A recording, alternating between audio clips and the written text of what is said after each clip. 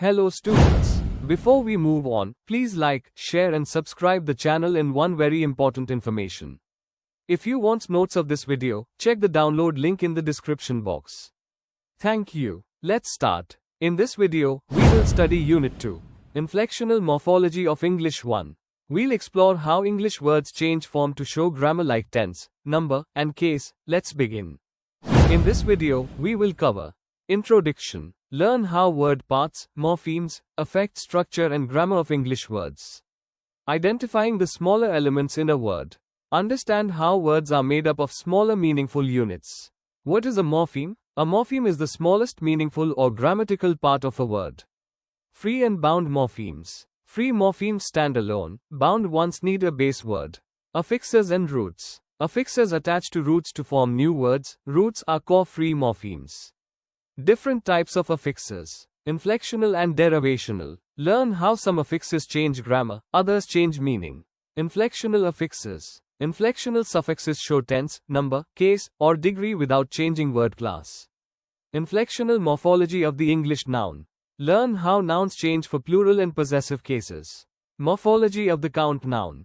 Count nouns take regular or irregular plural and possessive forms. Morphology of the masked noun. Masked nouns don't show plural or possessive with suffixes. Inflectional morphology of the English pronoun. Pronouns inflect for number, person, case, and gender. Inflectional morphology of the English adjective. Adjectives inflect to show degrees. Positive, comparative, and superlative. Let us sum up. Review morphemes, types of affixes, and inflection in nouns, pronouns, and adjectives. If you need the notes of this video, there's a download link in the description box. Be sure to check it out. Thank you. Introduction. Let's understand the basics of inflectional morphology in simple terms. In Unit 1, we learned how new words are formed through borrowing and adding elements. Words can be changed by adding parts to them. This process is called morphology. Morphology studies how small parts of a word affect its form and grammar. Words, like sentences and phrases, are also made up of smaller parts. These smaller parts are called morphemes. They carry meaning or a grammatical role.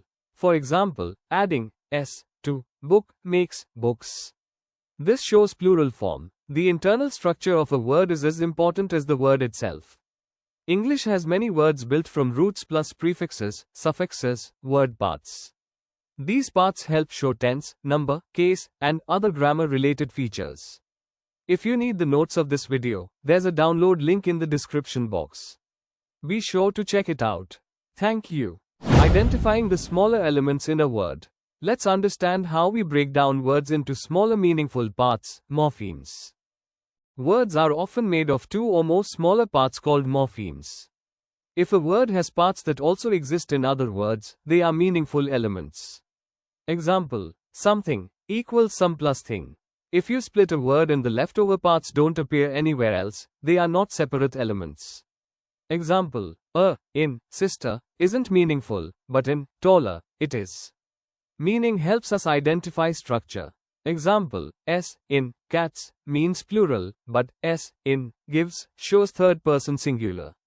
Grammatical function also helps. Example, s in walks appears only with he, she, it. It's a grammatical marker. Elements like d in played show past tense.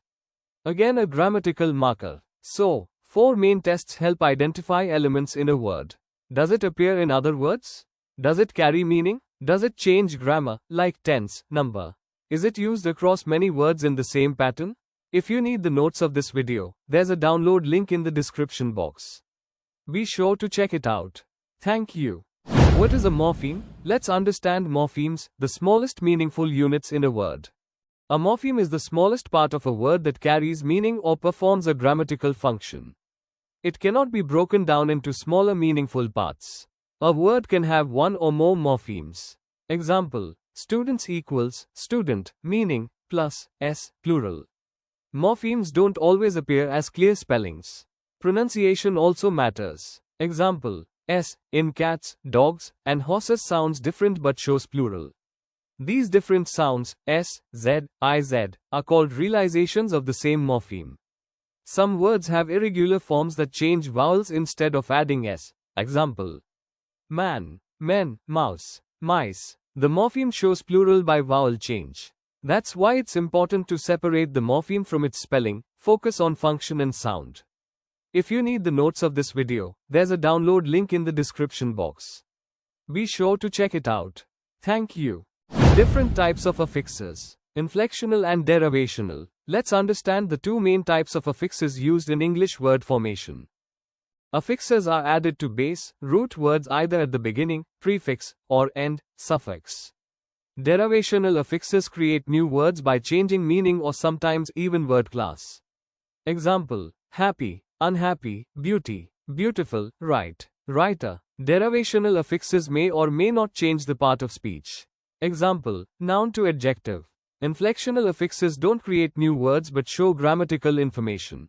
Example: walk, walks, walked, girl, girls, tall, taller, tallest. Inflectional affixes never change the word's category, verb remains verb. They appear only at the end of a word. Key difference: derivational equals affects meaning or category. Inflectional equals shows grammar, tense, number, case, degree. English has limited inflectional affixes, mainly used in nouns, verbs, adjectives. If you need the notes of this video, there's a download link in the description box. Be sure to check it out. Thank you. Inflectional affixes. Let's understand how inflectional suffixes work in English. These suffixes change the grammar, not the meaning, of a word. Inflectional affixes are added to show tense, number, case, or degree. They do not change the part of speech. Example: noun remains a noun. These affixes always come at the end of a word, rightmost side. Once added, no more suffixes can follow them. Example: walk, walked, past tense, book, books, plural. There are different inflection rules for nouns, pronouns, and adjectives. Inflection tells us about grammar like singular, plural, possessive case, tense, and comparison. You will now learn the detailed inflectional rules for nouns, pronouns, adjectives. If you need the notes of this video, there's a download link in the description box. Be sure to check it out. Thank you. Let us sum up. Let's review the key concepts from Unit 2. Inflectional Morphology of English 1 in simple bullet points. Words are made of smaller meaningful units called morphemes. A morpheme is the smallest meaningful or grammatical part of a word. There are two types of morphemes. Free morphemes can stand alone. Example: play, book. Bound morphemes cannot stand alone, must attach to another word. Example: ed, un. Every word has at least one root, which is a free morpheme. Affixes, prefixes, suffixes are bound morphemes added to roots. Affixes are of two types. Derivational affixes change the meaning or type of word. Inflectional affixes show grammatical function, like plural, past tense. Inflectional affixes don't change word type, but change its form for grammar. Nouns inflect for number, singular, plural, and case, possessive. Pronouns inflect for number, person, case, and gender. Adjectives inflect to show degree, positive, comparative, and superlative. If you need the notes of this video, there's a download link in the description box. Be sure to check it out. Thank you.